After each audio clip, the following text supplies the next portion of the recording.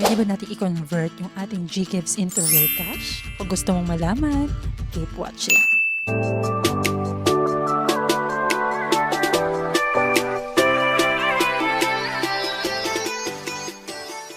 Hello guys, my name is Dat and welcome back to my channel. If you are new to my channel, please click the subscribe button and hit the notification bell. Then nag-upload tayo ng mga video tutorials na pwede nating matutunan all about Gcash, Ggives, Gcredit, and Gloan. Alam nyo ba na meron tayong 5 ways para ma-convert natin yung ating mga Ggives into real cash? Number 1 is through Gcash Pera Outlet.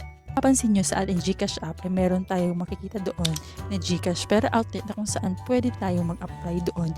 Pero mayroong mga requirements na dapat natin i-comply, barangay permit or business permit, especially dito yung mga business or physical store, pwede kayong mag-apply dito sa Gcash Pera Outlet at pwede nyo i-convert yung inyong Gcash into real cash. Kung gusto nyo lang detailed kung paano yung step by step ng pagko-convert gamit yung ating Gcash Pera Outlet, meron akong video tutorial dyan na pwede nyong panoorin.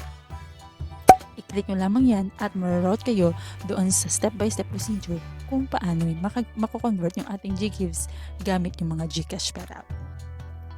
Number 2 na process na pwede natin gawin is through credit card. Pwede natin i-convert yung ating mga Ggives gamit yung ating mga credit card.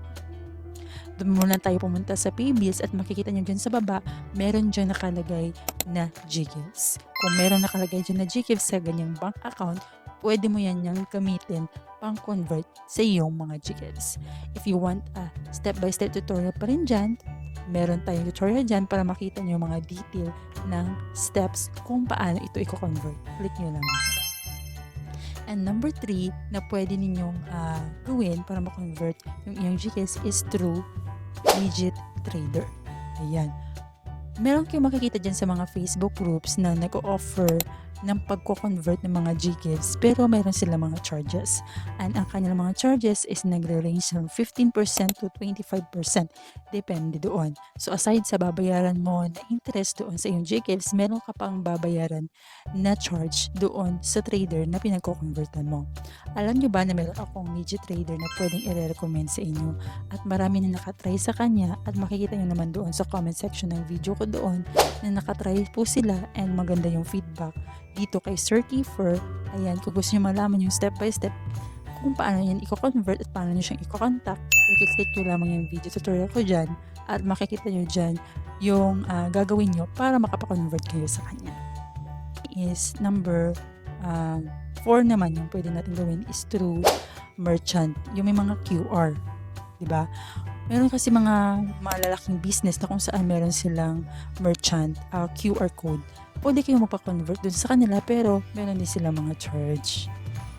Next naman is number 5, last but not the least, is yung pwede natin gawin sa ating mga Ggives is gawin natin pang business. Alam niyo ba na ang Ggives is buy now, pay later na kung saan pwede niyo i-offer sa mga kaibigan nyo. Kung meron silang gustong bilhin na appliances, pwede nyo gamitin yung Ggives mo. For example, meron kang offer na 100,000 dyan. Ayan, gamitin mo sa pagbili ng appliances ng kaibigan mo yung Ggives mo at siya ang magbabayad sa iyo monthly at papatungan mo lang ng interest. Aside pa dun sa interest na makukuha na babawas sa iyo o babayaran mo sa Ggives, ay meron ka ng pambayad doon sa interest kasi nga ginamit mo yung Ggives sa kaibigan mo at siya na mismo yung nagbabayad sa iyo monthly kasama na yung interest na pinapatong mo doon sa kanya. Kung meron kayong offer, pwede nyo nang i-check ang inyong Ggives. Punta lamang kayo sa inyong Gcash account, openin nyo and click nyo itong borrow at i-click nyo yung Ggives and check mo kung eligible ka na.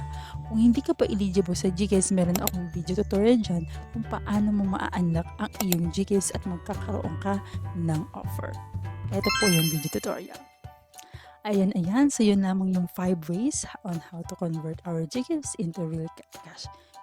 Kung may natutunan ka at gusto malaman or mga katanungan, click mo lamang dyan, type mo lamang dyan sa ating comment section at sisikapin natin yan, sagutan. Okay, yan naman po for today at kung gusto nyo malaman all about Ggives, Gcash, Gcredit, and Gloan, meron tayong mga naka-playlist dyan na pwede mong panoorin. Again, this is that and thank you for watching.